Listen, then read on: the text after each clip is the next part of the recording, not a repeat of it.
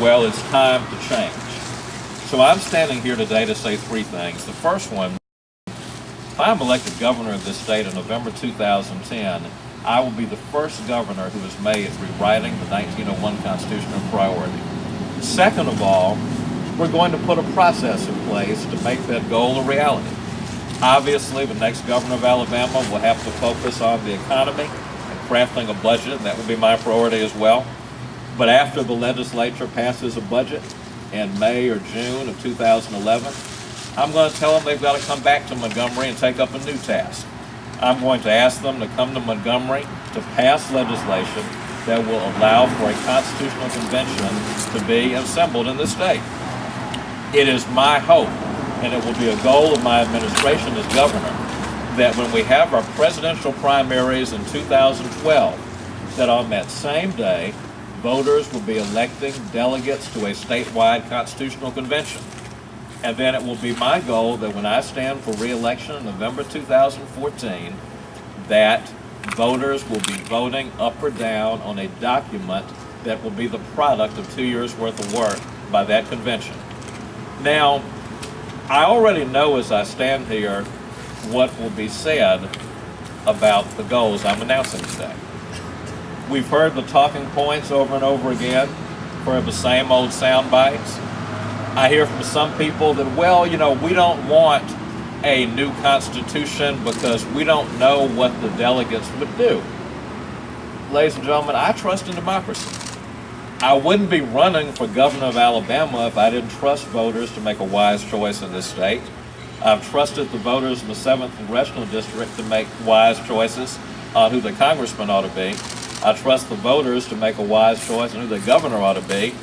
Why shouldn't I trust them to elect delegates who can write a constitution for our state?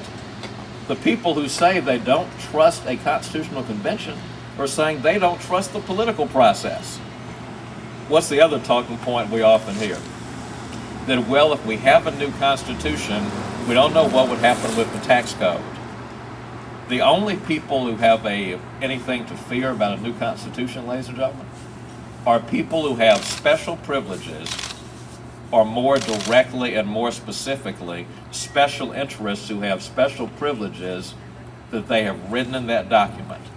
They're the ones who do have something to fear.